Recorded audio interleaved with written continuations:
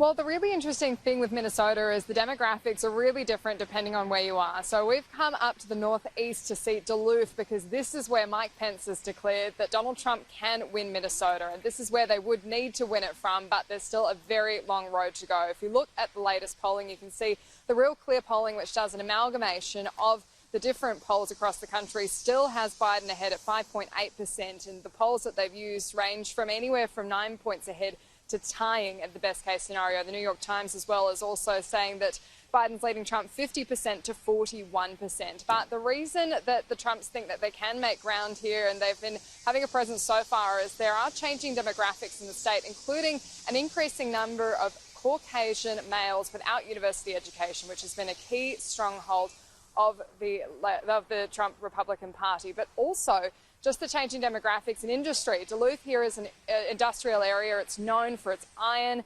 And for many here, they have traditionally supported Democrat because of their union membership. About 30% of workers around here were members of unions, which by Australian standards doesn't sound awfully high for an industry like this, but is quite high by American standards, even in Minnesota, which is known as a Democrat stronghold since 1932, only really going Republican when there's been nationwide landslides like Eisenhower, like with Nixon.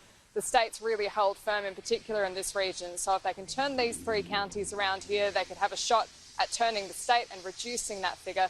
But it's still a long way to go. So we're on the ground here asking people what they care about. And it's funny, a lot of already people aren't talking about the riots and the law and order in Minneapolis, even though it's only a few hours away. You think that that issue would have bled through, like we saw it really being discussed in Wisconsin. And Annalise, you've been in Minneapolis this week. It's been 4 months since the killing of George Floyd, but residents are now in a standoff with city government officials over when to reopen the streets.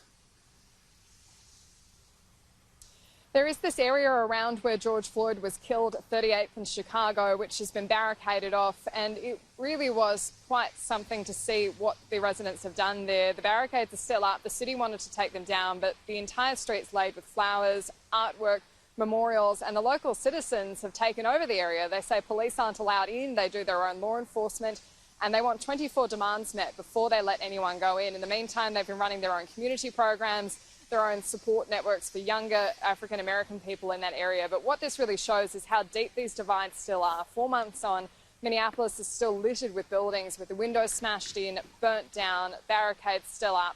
The court case is only just starting against the 4 police officers accused of the illegal killing of George Floyd. And so this is still a very live issue for the city. What was really extraordinary was we went out on the suburbs. We went to a suburb we picked not too far from where it all happened, but an upper middle class one, to ask people what they cared about. And surprisingly, not that many people actually wanted to talk about the rioting when they were saying what they thought was important this election. Probably the economy, I guess, is first in my mind. To get Trump out of office. Probably honesty in government.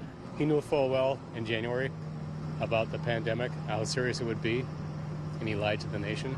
I guess I wish for peace in our country and the establishment of values that are American values. I would vote for a ham sandwich in order to get Donald Trump out of office.